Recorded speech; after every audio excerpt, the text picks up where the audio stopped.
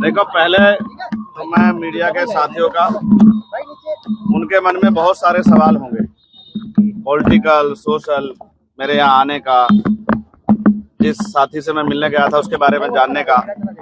लेकिन मैं आपको एक लाइन में कहना चाहता हूँ, अब्दुल्ला आजम भाई से मेरे जो रिश्ते हैं वो सियासी नहीं।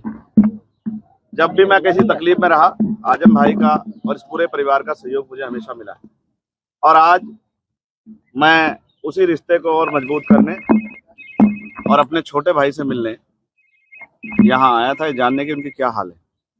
मुझे बहुत खुशी हुई। मैं सोचता था कि जेल में है तो परेशान होंगे, लेकिन जिस ताजगी के साथ मुलाकात हुई, इससे ये पता लगता है कि वो बहादुर आदमी अपनी लड़ाई को लड़ रहे हैं और जो हालात हैं वो उससे वो किसी छिपे हुए नहीं है। मैंने उनके मुकदमे को भी पढ़ा है, ऑर्डर भी पढ़े हैं, किस तरह की चीज़ों में उनके सजा ये भी पढ़ी।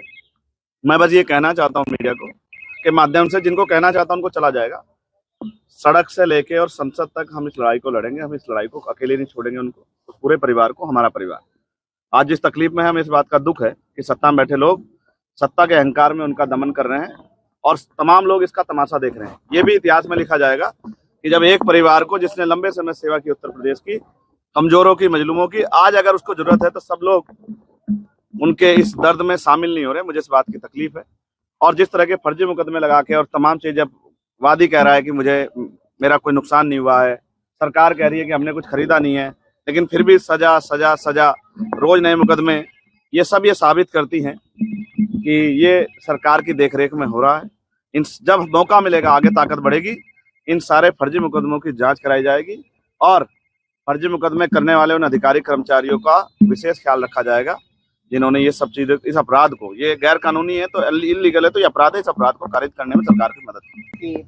अब्दुल्ला से मुलाकात हुई और आज अखिलेश यादव भी रामपुर में जो है इनके परिवार से मिलना है, क्या ये इसका क्या मतलब था? मैं क्या कह सकता हूँ। आप देखिए, ये उनका अधिकार है। अखिलेश जी बड़े अच्छे नेता हैं और आज उनको परिवार की याद है, मिलने गए हैं तो ये अच्छी बात है, जाना चाहिए। लेकिन मुझे मेरे छोटे भाई से मिलना था।